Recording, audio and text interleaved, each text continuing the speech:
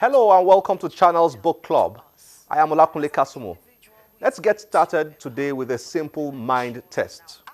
Take a look at this picture. Can you recognize it? Okay, just in case you can't, it's the complex of Nigeria's National Assembly. Now, which words quickly come to your mind? Bills, laws, democracy? I do hope your thoughts are largely positive though, because our legislators work a lot harder than we give them credit for. One interesting thing is that many people do not associate Nigeria's legislative chambers with intellectualism and literary interests, and book writing, I should add.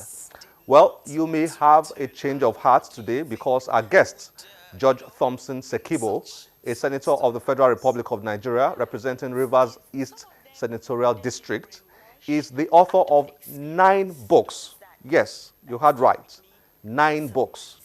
I have a few of them in my library and I've been enjoying reading them. Beyond Measure is an autobiography of Judge Thompson Sekibo. 2 of his other books, Inside the Chambers and Parliamentary Debates, provide insights into the workings of the Nigerian Parliament. While When Tomorrow Comes and Anything is Possible are inspirational books that will make you believe you can do just about anything you set your heart on, no matter the challenges you face. We joined Senator Sekibo to review some of his works and discuss his life as a writer. Enjoy this. Senator Sekibo, thank you for joining us on Channel's Book Club. Thank you very much. Let me start with a confession. I didn't know that senators write a lot. I didn't know. It was a pleasant surprise to discover that you've authored about 9 books, is that correct? Yes. 9. And you recently launched about 6 of them. 6 of them. Same day. Yes. Amazing. It looks like you've got a sense of the importance of putting down your thoughts in books. You almost sound like you take it for granted, which is the same thing I've noticed with a lot of other authors, because it comes naturally to you. You feel it's important to document all these things in books. You know the value of doing that. But that's not the case with a lot of public figures. Am I correct? Yeah, you're very right. You're very right.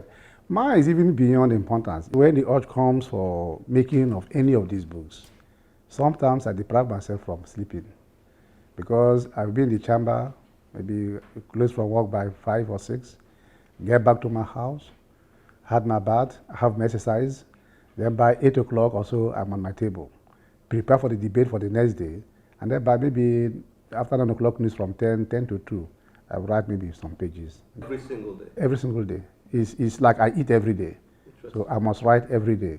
And whenever I'm flying is the best opportunity. I think better when I'm flying, when I'm in the air flying. So I open my computer, and those who have flown with me will experience that as soon as I'm in the aircraft, my computer is there. And 30 minutes is a good time.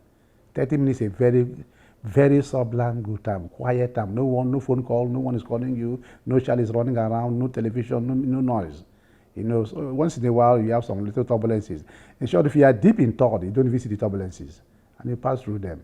You know, when I'm traveling for long distances, 6, 7 hours, I'm able to make 4 or 5 pages of a book. To be a consistent writer, you have to be a reader. Yes. So I'm guessing you read a lot. If you come to Port Harcourt or Abuja and see my library, in Port Harcourt, my library has more than 2,000 books. 2,000 books. 2,000 books. About maybe 8,500 are inspirational books. There is virtually many inspirational books you mentioned that I don't have, either Christian or normal inspirational books, religious books, professional books, career books, research books, and all that. So inspirational books are your favorites? Yes, I yes. I sense that, from reading your 2 of your books. Yes. You mentioned Napoleon Hill, you mentioned some of the inspirational superstars. Robert Scholars, just mentioned them. They are like my mentors. Okay. Now, your most recent 6 books, you've written one which I have read. I read this book because Inside the Chambers, that's the title. Yes. I've always been curious about the National Assembly, maybe like every other average Nigerian. You're always in the news, And it was interesting because what you did here was to enlighten the average person about the inner workings of the National Assembly. Is that correct? Yes. You went from the very basics, how the Constitution defines the National Assembly, how the National Assembly is structured, how the National Assembly operates, the chief officers of the National Assembly, who is the clerk, who is the deputy clerk, CNA, and all that. And all that, and the laws. The lawmaking process. Yes, the lawmaking process. Yes. Debates, bills, motions, acts of the parliament, and all that. I'm a very educated man now. Thanks to your book. So you just decided it was important to put this together in a book for people out there. One of the things you said in your introduction is that a lot of people are ignorant about the workings of the National Assembly. Yeah, definitely. Oftentimes, people think that legislators at the National Assembly just go there and while away the time. That they are doing nothing, just go there, and the only thing the people know that happens there, they take money, they give themselves big salaries and all that. I don't want to join that issue, but it is not also very true. I know that many of the legislators take time to work, because if you don't work, if you don't read, for instance, if you don't research, if you don't keep your facts together, and if you don't prepare, it can't be eloquent on the floor of the chamber. And of course, most times you're on the cameras.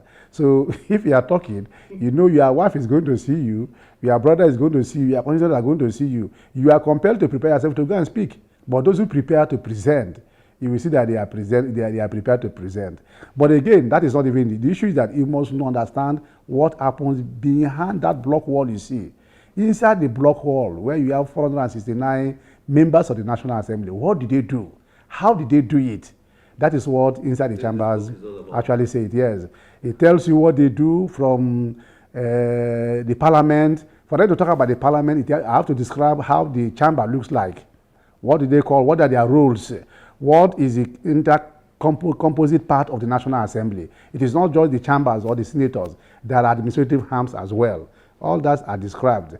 And then I describe how the daily processes starts. For instance, a senator going in and then going to sit down, waiting for when the presiding officer will come in. When he's coming in, you hear the shout, Mr. President, and every president stands up to receive him.